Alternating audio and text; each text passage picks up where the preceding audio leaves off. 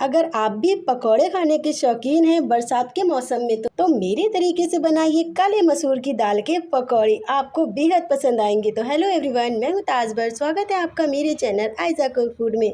तो चलिए बनाना शुरू करते हैं बिना कोई देरी के। और अगर आपको ये रेसिपी पसंद आती है तो अपनी फैमिली और दोस्तों में ज़रूर शेयर करना। तो शुरू करते हैं इसको बनाना। इस रेसिपी को बनाने के लिए हमने यहाँ आधी कटोरी काले मसूर की दाल ली थी। दाल को मैंने यहाँ 2 से 3 घंटे के लिए भीगने के लिए रख दिया था। दाल यहाँ बहुत अच्छे से भीग गई है। अगर आप सुबह पकौड़े बना रहे हैं तो आप यहाँ रात में दाल को भीगने के लिए रख दीजिए और दाल यहाँ बहुत अच्छे से भीग जाएगी। तो मैंने यहाँ दाल को 2 से 3 बार पानी से अच्छे से धो लिया था। अब हम यहाँ क्या करेंगे, दाल को यहाँ हम पीसेंगे। यहाँ लेंगे मिक्सी का जार और मिक्सी के जार में यहाँ हम डालेंगे दाल। इस तरीके से हमने यहाँ सारी दाल जो है ना वो डाल दी है और दाल को हम यहाँ पीसेंगे बिना पानी डाले। तो ढक्कन से कवर कर देते हैं और दाल को पीस लेते हैं। हमने यहाँ दाल को जो है ना पीस लिया है और हमने यहाँ दाल को थोड़ा सा दरदरा पीसा हुआ है। इस तरीके से इसको क्या करेंगे, एक अलग बाउल में ट्रांसफ़र करेंगे। यहाँ लेंगे बड़ा बाउल और बड़े बाउल में यहाँ हम दाल डाल देते हैं। अब हम यहाँ डालेंगे 3 टेबल स्पून यहाँ डालेंगे बारीक वाली सूजी हम यहाँ इसलिए डाल रहे हैं कि सूजी से यहाँ आपके पकोड़े जो है ना एकदम क्रिस्पी बनेंगे। तो यहाँ 3 टेबल स्पून सूजी हमने डाल दी है। 1 टेबल स्पून कद्दूकस किया हुआ यहाँ लहसुन डालेंगे। अगर आप लहसुन खाना पसंद करते तो डाल सकते, नहीं तो स्किप कर सकते हैं। 1 टेबल स्पून कद्दूकस किया हुआ अदरक डालेंगे और यहाँ डालेंगे 2 हरी मिर्च बारीक कटी हुई। इस तरीके से तीखा अपने हिसाब से कम ज़्यादा कर सकते हैं। 1 प्याज डालेंगे बड़े साइज़ की, इस तरीके से बारीक चॉप कटी हुई। यहाँ डालेंगे हींग 2 पिंच। इस तरीके से हींग डालने से ना टेस्ट इसका 2 गुना बढ़ जाएगा।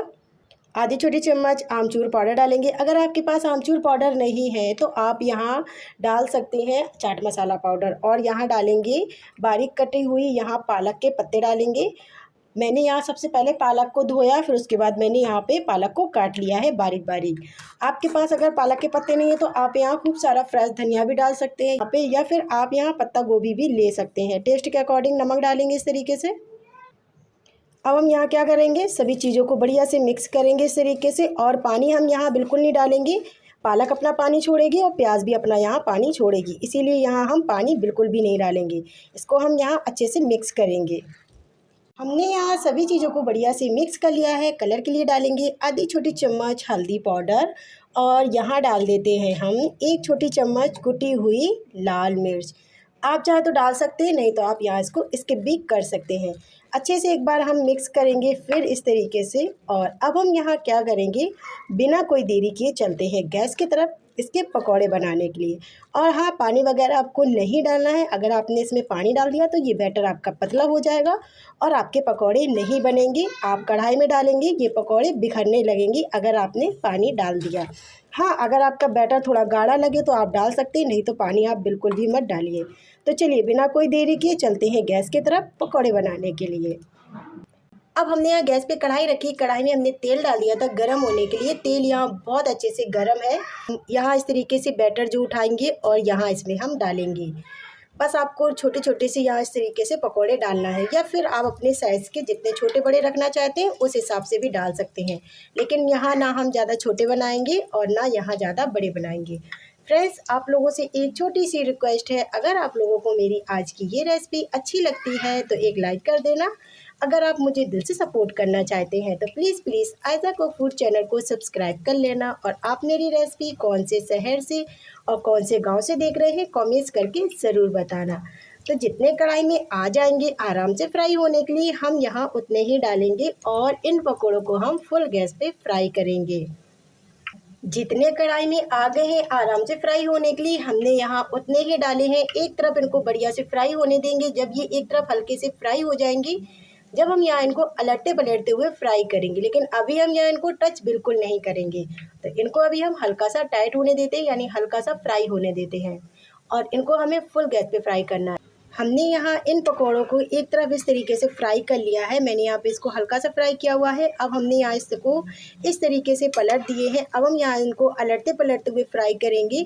तो टाइम लगता है इसको फ्राई होने में 3 से 4 मिनट। 3 से 4 मिनट में ये पकौड़े बहुत अच्छे से आपके फ्राई हो जाएंगे। हमने यहाँ इनको अलटते पलटते हुए फ्राई कर लिया है। तो चलिए यहाँ इनको हम क्या करेंगे, निकाल लेंगे और बाकी के सेम प्रोसेस में इनको हम इसी तरीके से फ्राई कर लेते हैं। दोबारा भी हम यहाँ सेम प्रोसेस में इनको इसी तरीके से फ्राई कर लेते हैं। हमने यहाँ दोबारा भी इसको इस तरीके से डाल दिया है। दोबारा भी हम यहाँ इनको इसी तरीके से सेम प्रोसेस में फ्राई कर लेते हैं पकौड़ों को। दोबारा भी हमने यहाँ सेम प्रोसेस में इसी तरीके से पकौड़ों को फ्राई कर लिया है। तो चलिए गर्मा गर्म यहाँ इसको हम सर्व कर लेते हैं। चलिए हमने यहाँ गर्मा गर्म इन पकौड़ों को सर्व कर लिया है। आप यहाँ इसको सॉस के साथ, चाय के साथ सर्व कर सकते हैं। बहुत ही ज़्यादा टेस्टी लगते हैं। ये पकौड़े एकदम क्रिस्पी बने हुए हैं। ये देखिए, ऊपर से क्रिस्पी और अंदर से सॉफ्ट हैं और एकदम खाने में इतने टेस्टी लगेंगे कि आप यहाँ पूरी बरसात इसी को ही बना के खाएंगे। इसे यकीन मानिए आपको ना ये बेहद पसंद आएंगे।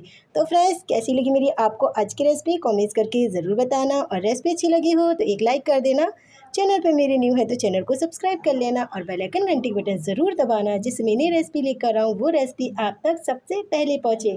तो फ्रेंड्स, मिलते हैं हम आपसे अगली रेसिपी में, यानी न्यू रेसिपी में। जब तक के लिए bye bye and take care. अपना ख्याल रखना, दुआ में याद रखना।